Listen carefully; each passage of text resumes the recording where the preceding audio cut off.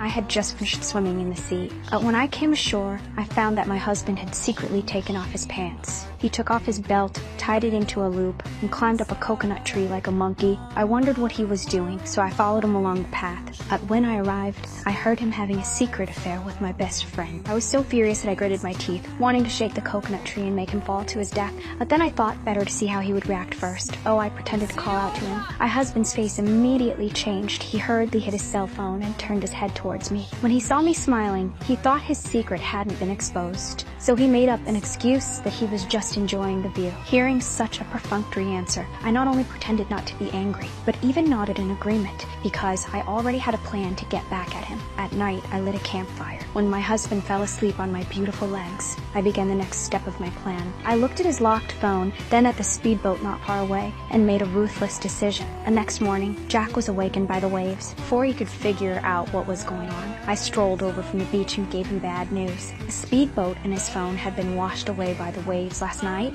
I pretended to reassure him, saying not to worry if his island wasn't too remote, and maybe someone would come to rescue us soon. My husband looked a little suspicious, but he had no proof to expose me directly. After that, he sat on the beach pretending to enjoy the view. Seeing that he seemed unhappy, I pretended I was going to pick some fruit for him. Once I entered the forest, I quietly headed for a reef cave. The yacht and his phone were both hidden here. This was all part of my plan. Wanted to trap my husband on this deserted island forever, so he could never leave me. By evening, my husband and I were leisurely drinking red wine on the beach.